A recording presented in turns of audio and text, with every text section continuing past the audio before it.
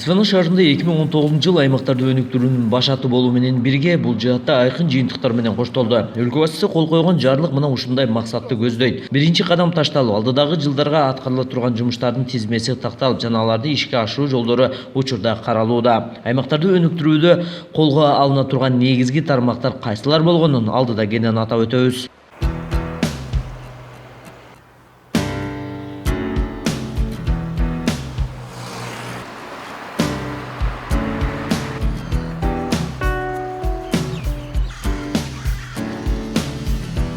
Исфана шаарынын борбордук көчөлөрү 100%га жарыктандырылды. Бул үчүн жергиликтүү бюджеттен каражат жумшалган. Өткөн жылы каладагы негизги көчө бойлорун жарыктандырууга жалпы 12 миллион сом керектелген. Натыйжада электр жарыгын үнөмдөөчү электр лампалары орнотулду. Түнкү жарыктандыруу аракеттеринин алкагында эскилиги жеткен электр мамылалары да жаңысына алмаштырылды. Мындай аракеттер жол коопсуздугун камсыздап, уурулуктун алдын алууга шарт түзөт. Исфана шаары бул Бишкек шаардан 1100 километр эң алыскы шаарыбыз.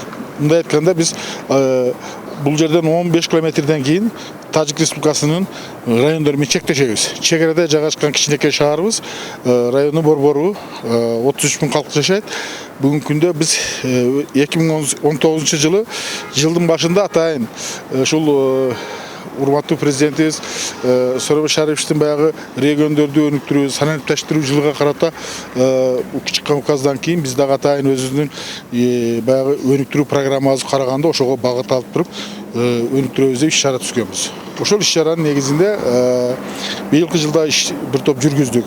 Өзгөчө биринчи кезекте айылдарда 2018 жылы бизде мына айылдарыбызда шаардын 6 айылы бар. 4 айылда жаңы типтүү детсад республикалык бюджет эсебинен курулганда, курулуп бүткөндө. Быйылкы жылда 19 жылда биздин ушул 5 Караташ айылыбызда ФАП курулду. Мына немеге бир типтүү мектеп курабыз деп маселе башталды эле. Муну дагы 3 кварталда баштадык. Олбу айылында 65 миллион сомго мектептин жаңы имаратынын фундаменти башталды. Андан башка биздин шаарда өнүгүү программасынын негизинде быйылкы жылда негизги биздин аймактагы 15 мектеп бар, 22 детсад бар. Ошонун детсадтардын бардык мектептердин бардыгы санарипташтыруу жылда цифризация болуп туруп, бардыгына азыр интернет киргизилди. Толук бардыгынын интернети бар, мектептерибиз интернетке кошулду бардыгыча. Андан башка мектептерди региондорду өнүктүрүү деп мына Мерская программасы, ВПОнун программасынын негизинде детский питание баягы мектептердин питаниялары буларды дагы биз баягалардын талабыга ылайык каражат бөлүп берип туруп жасап атабыз. Андан башка детсадтардын баягы кошумча класстарыны, ФАПтардын кошумча класс бөлмөлөрүнө баарын жасатып, жалпысынан жергиликтүү бюджеттен биздин өзү бюджетибиз быйылкы жылда 66 миллион сом акча чогулткан болсок, биз мамлекеттик дотацияда турбайбыз. Ошонун эсебинен 12 миллион сом акчаны ушул средства өнүгүү программаларга бөлдүк. Ал негизи каяктарга жумшалат? Бул эми негизи мына көчөлөрдү жарыктандыруу. Көчөлөрдү шаардын баш немесинен киришиден алып чыгышына чейинки бардык көчөлөрдү азыр жарыктандыруу толук алынды. Андан башка жолдордун боюга ийне жалбырактууларды отургузуп туруп, дарактарды отургузуп атабыз. Жаңы дарактардын көчөттөрүн алып келип отургузуу программада баягыдай камтылган. Мектептин биздин бюджеттен мектептердин детсадтардын бардыгы да баягы кышка карата даярдыгы, алардын көмүрү менен камсыз болушу дагы биздин мойнубузда. Буларды биз бардыгын өз мезгилинде чечип, бүгүнкү күндө бардыгы иштеп аткан мезгили. Эми биз ошол эле мезгилде көчөлөрдүн асфальтташ боюнча бул шаардын ичинде өткөн жылы хотя бы республикалык маанидеги жолдор менен 2,5 километр жол республикалык бюджеттен асфальтталды. Территория асфальтталды. Быйылкы жылга дагы бул маселе улантылууда. Жалпысынан биздин средствен каралган ушул 38 иш-чарабыз болду эле. Ошонун 2-2 аткарылбай калганса, калганы бардыгы уже аткарууга жетишти. Эми программа кылган болсок болду. Бул совместный биздин негизги бир баягы өндүрүү программасы түзүп атканыбызда жергиликтүү кеңештин депутаттары менен макулдашып алып туруп, чогуу белгилеп алып туруп жасап атабыз. Ошондой эле өткөн жылы Лейлик аймактык ооруканасы көмүр менен жылытуу системасына өттү. Ага чейин оорукана электр энергиясы менен жылытылып келген жана жылына электр энергиясы үчүн 2,5 миллион сом акча сарпталчу. Андан сырткары аймактык ооруканада кошумча төрөт бөлүмү ачылган. Ошондуктан көмүр менен жылытуу системасынын имараты курулуп, 2 чоң от казан орнотулган. Былтыркы жылы август айында биздин министрибиздин суранышы менен Ал Сафа коомдук уюмуна кат түрүндө кайрылганбыз. Ошо бизге көйгөйлүү болгон төрөт бөлүмү бизде тар болуп атат.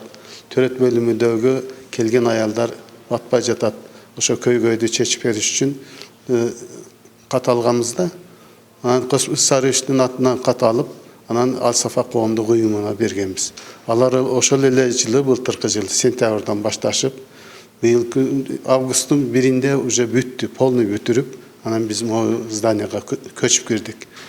Бул здания өзү 28 миллион сомго турулду. 8 миллион сомго аппаратура сатып алды. Бул жерде полный аппаратуралар бар. Жана көргөнүбүз кислородный центр, станция, ал жерден кислород берилет. Ушу жерде операция жасалат. Ушу жерде эле ымыркайларга постоянно кислород берилип турат да. Кислород деген көйгөй полный чечилди.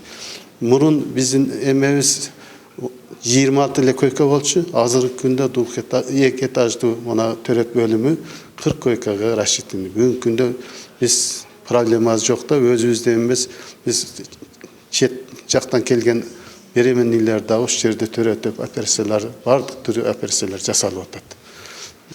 Больницада, общий больница боюнча. Лейлик аймактык ооруканада бүгүнкү күндө 48 врач иштейт. 350-ге жакын средний медработник иштейт. Общий жалпысынан где-то 450 адам иштейт. Теплый пол у нас тут. Арестон работает, вот горячая, холодная вода есть, унитаз специально. Ал эми Лейлик районунун Борбору Исфана шаарында жеке менчик шекерин балдар бакчасы ачылган. Анда мамлекеттик бакчалардан шарты, тарбия берүү жагы, иш стили менен айырмаланып турат. Аталган бала бакчасынын ээси пайда табуу үчүн эмес, келечек үчүн жасаган. Эгер бакчада мыкты балдар тарбияланып, өлкөгө салымын кошсо, ал өз максатына жеткен болот. Шекерин балдар бакчасы 6 күн иштейт. Ошондой эле чет тилди үйрөтүү жана бий ирмемдери да каралган. Ар бир балага жекече мамиле жасоо менен билим берүү процесси интерактивдүү методдор менен жүргүзүлөт. 100ге жакын баланы тарбиялап жаткан Шекерин балдар бакчасында бардык шарттар түзүлгөн. Ысык суу бар. Ар бир наристе үчүн жеке камкордуктан тышкары тазалыкка да өзгөчө көңүл бөлүнгөн. Дети выучили стихи. Имран?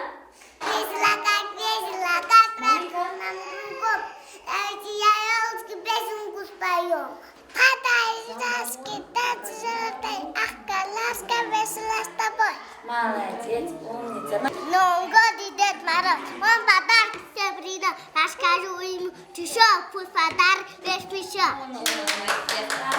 Балдар ар бири өз-өзүнчө керебетте укташат. Бардык санитардык тазалыктар так сакталат. Мындан тышкары орус жана англис тилдерин үйрөтүүгө көңүл бөлүнөт. Мы начали свою работу в 2014 году, 2 января. Мы уже вот 5 лет работаем и вот обслуживаем наш народ. Для них мы трудимся. У нас в садике сейчас 80 детей по всему садику. У нас 4 группы. Первая младшая группа до 3 лет у нас, с 1,5 до 3 лет. Вторая младшая группа у нас с 3 до 4 лет. Средняя группа у нас с 4 до 5 лет. И у нас старшая группа с 5 до 6 лет. У нас особенности нашего садика заключается в том, что у нас самые хорошие воспитатели. И у нас по лицензии у нас русскоязычный садик. А еще у нас особенности, отличающие от другого садика, у нас еще есть английский язык, кыргызский язык. Преподается английский, кыргызский язык для детей. Райондук билим берүү бөлүмүнүн маалыматына таянсак, Исфана шаарында 8 балдар бакчасында 1500 балдар тарбияланышат. Же балдар бакчасында муктаждык Баткен шаарына салыштырмалуу 5 эсеге кыскарган. Биз азыр бул окуучуларга баа болгондо деле бул оценканын ар бирини баалап чыкканда күнүк эмеге түшөт, сааты менен ошол убакта коюлгандан чыгат.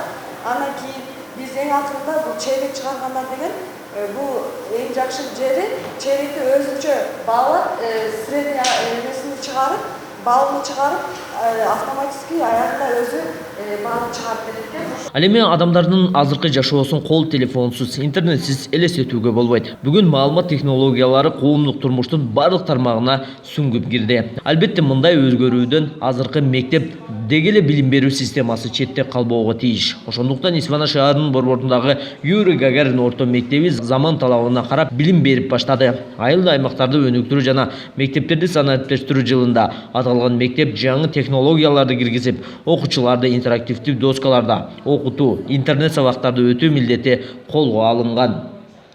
Биздин мектепте эң эле негизги нерсе ушул санариптештирүү жылына карата эң бир жакшы жумуштар болуп атат десем адашпайм. Анткени биздин мектепте мына ушул быйыл окуу жылынан баштап, айрыкча ушул 2020 жылдан баштап акылдуу мектеп долбоору ишке кирди.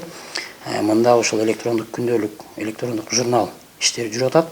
Мында эң бир жакшы жери ата-энелер өздөрүнүн макулдугу менен смартфон телефон алышат дагы. Ошол смартфон телефонду атайын өзүнүн приложениясы бар. Play Markettен көчүрүп алышат, EduPage деп.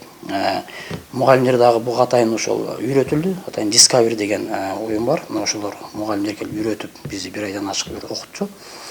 Бул нерсенин эң бир жакшы жери мугалимге дагы, ата-энеге, окуучуга, администрация жакшы экен. Анткени байланыш мектеп, үй бүлө, ата-эне, окуучу төртөөнүн бирге байланышып барат экен да. Кантип эң биринчи кезекте жанагы биз бүгүнкү күндө кадимки бумажный кагаз журнал колдонуп атпайбыз, кызыл. Мына ушуну биз телефон колдонобуз. Предметти ачабыз, мугалимдер ачып бааны коет. Мисалга 8:30 сабак башталса, 8:35 мугалим жок десе, кыжыны койсо, ошол замат ошол ата-эненин телефонуна 8:35 барат. Эгерде окуучу 15 мүнөт кечигип келсе, мугалим аны алып өчүрөт, энбыныч. Кыжыны өчүргөндө ата-энеге дагы SMS барат.